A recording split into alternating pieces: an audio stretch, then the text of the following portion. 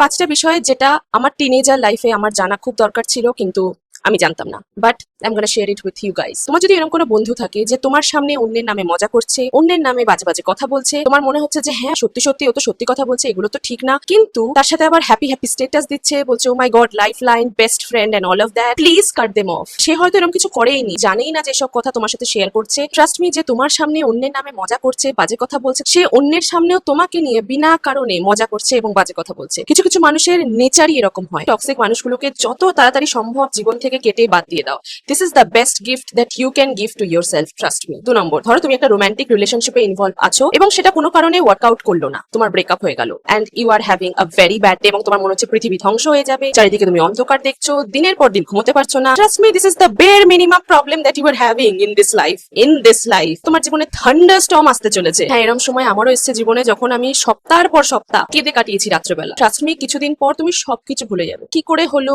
কেন ওরকম করলাম, আমি কতটা কষ্ট পেয়েছিলাম, কিচ্ছু মনে থাকবে না। যতটা কম টাইম তুমি এই হার্ট ব্রেকটাকে দেবে, তত তাড়াতাড়ি তুমি রিকভার করবে এবং তত তাড়াতাড়ি জীবনে তুমি এগিয়ে যাবে। বিকজ জীবন কারোর জন্য থেমে থাকে না। মা বাবা হোক, বয়ফ্রেন্ড গার্লফ্রেন্ড হোক, পার্টনার হোক, ভাই বোন হোক, কারোর জন্য থেমে থাকে না। Parents sometimes becomes very embarrassing, right? আমিও তাদের ফার্স্ট চাইল্ড, তারা প্রথমবার মা বাবা হয়েছে, তারাও এটা ফার্স্ট টাইম এক্সপিরিয়েন্স করছে। So there will be a lot of disagreement between you and your parents. Generational একটা গ্যাপ অবশ্যই অলওয়েজ থাকে। যেমন তুমি নিজেকে চেঞ্জ করতে চাও না, তেমনই মা বাবাও জীবনে যা যা শিখে এসছে সেগুলোকে ভুল প্রমাণ করতে চায় না। They just want to guide you. But trust me, তাদের ইন্টেনশন কখনো খারাপ হয় না। আমি জানি প্রত্যেক দিন বিং আ টিনেজার প্যারেন্টস এর সাথে প্রচুর ঝামেলা হয়, প্রচুর তর্কাতর্কি হয়। অনেক টিনেজার আজকালকার দিনে ভুল ডিসিশন নিয়ে বসে। If you are watching this video, please understand your parents perspective as well. যখন তুমি টিনেজার, হ্যাঁ তোমার মনে হবে যে your parents are being very annoying. when you become an adult and especially in your mid-20s, your parents are gonna be your best friend. Another thing I wish I knew, যখন আমরা teenager, যখন আমরা just growing physically, mentally, a lot of changes are happening in our body, আমরা অজান্তেই insecure হয়ে পড়ি। Obviously আমাদের different বিহেভিয়ারটা justify করা যায় না সেটা নিয়ে,